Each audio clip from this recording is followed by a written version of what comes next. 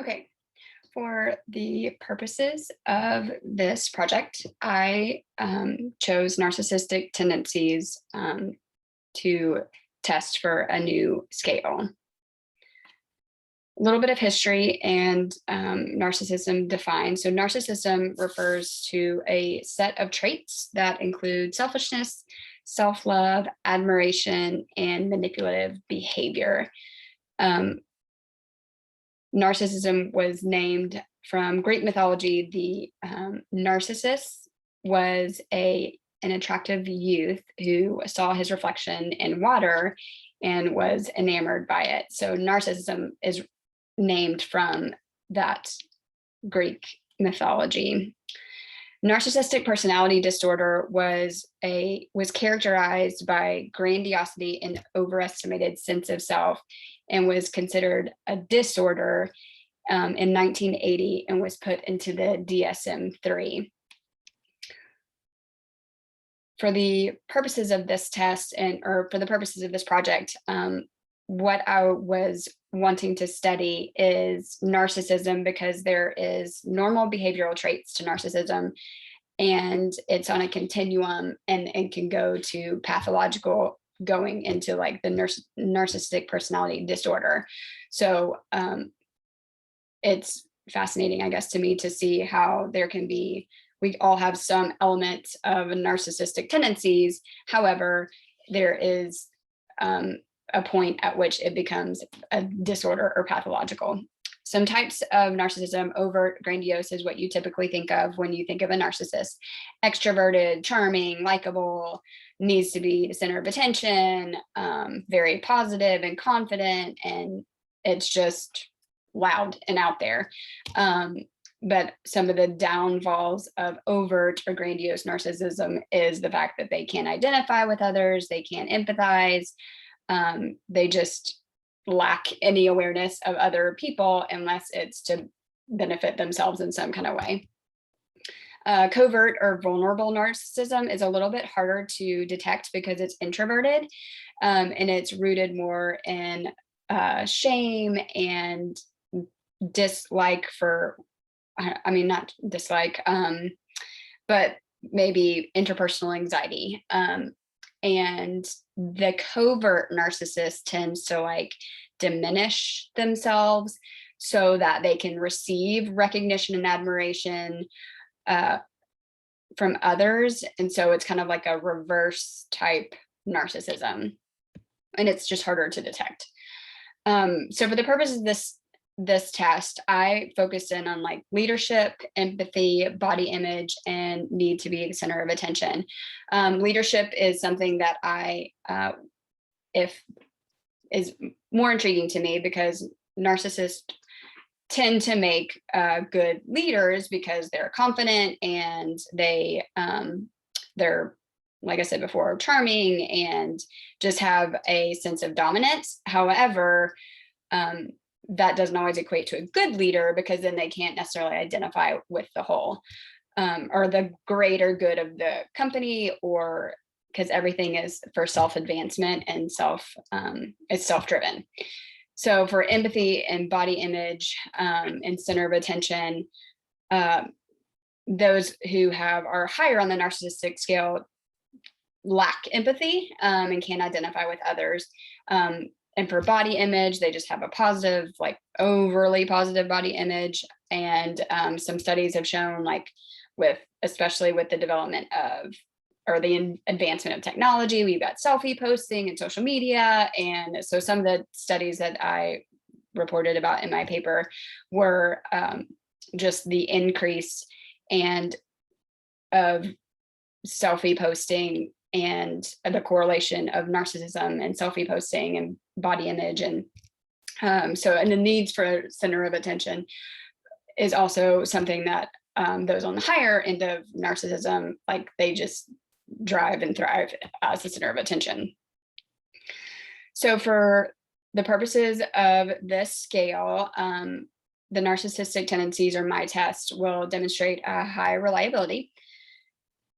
For my second hypothesis, the proposed new test for narcissism will positively correlate with the MPI 40 providing evidence for convergent validity. And then for hypothesis 3, there will not be a significant correlation between the narcissistic tendency scale and the depression scale is what I use for discriminant validity.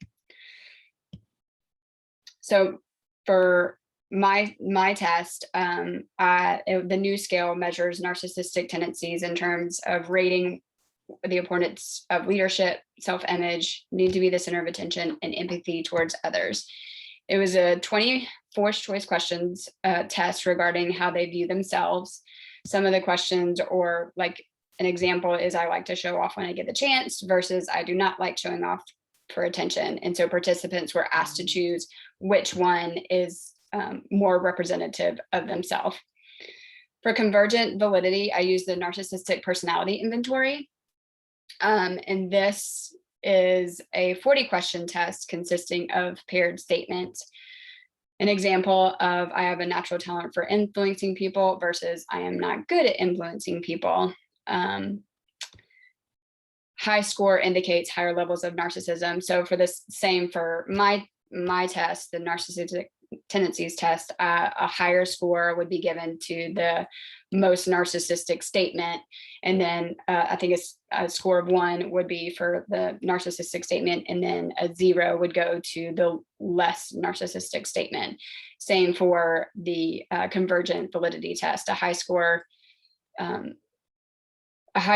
in general overall indicates higher levels of narcissism, but as far as the scoring for each individual question, a 1 or 0 was given for either the narcissistic statement or the least narcissistic statement. For discriminant validity, I chose depression because typically a narcissist, there shouldn't be a correlation between narcissism and depression. Now, some, like more of the covert narcissism, might have some correlation, but since I was going based off the more grandiose, I chose depression to show that there was not a significant correlation. So for this depression scale, it was 20 item questionnaire, and it rated depression over the past week. Participants were asked to rate their depression over the past week, 1 with rarely or none of the time to 4 most or all of the time scale. Statements such as I felt depressed and my sleep was restless, those are some of the questions that were asked for the depression scale.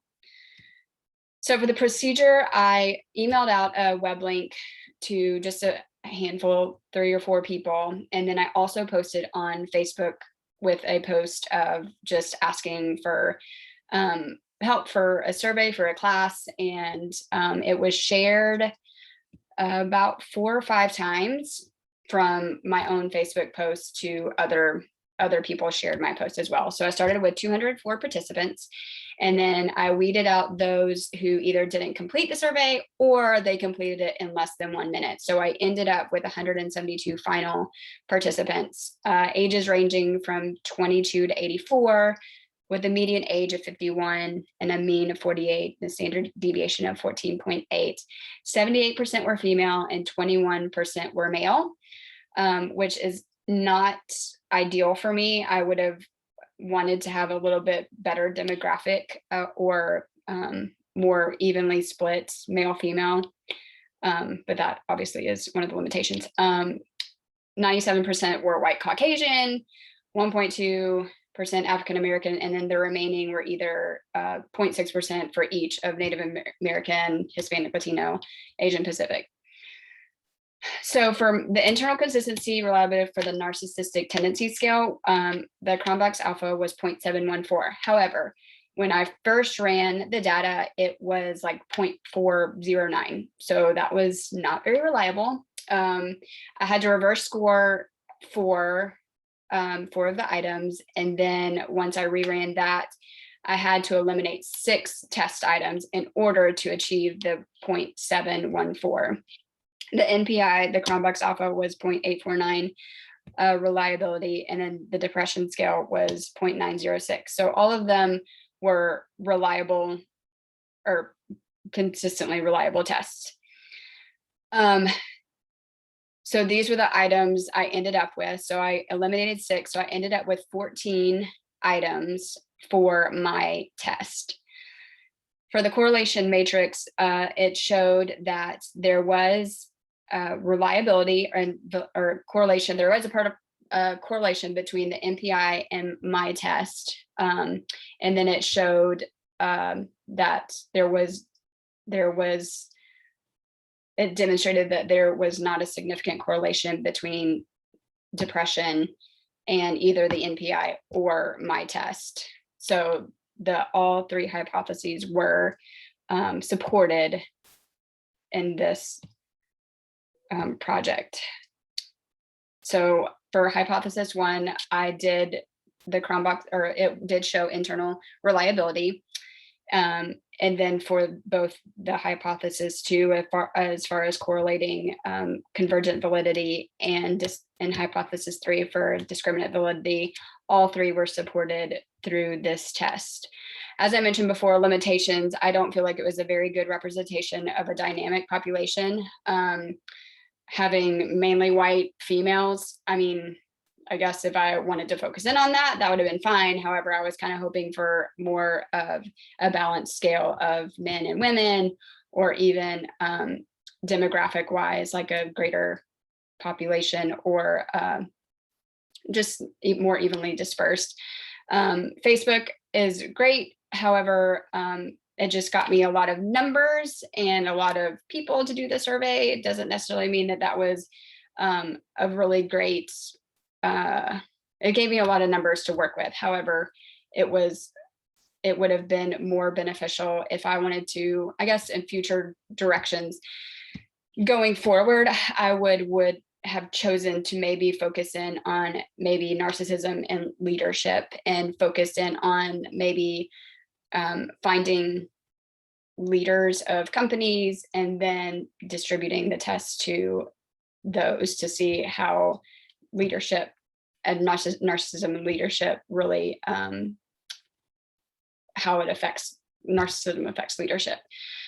So for future directions, I would probably change a little bit of how I distributed the test, and focus in more on certain demographics. And but overall, it served the purpose of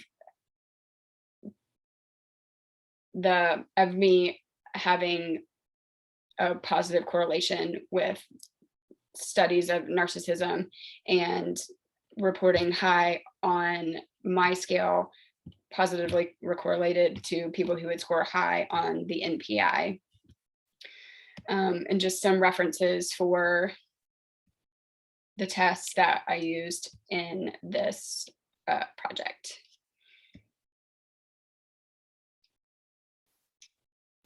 So that is all.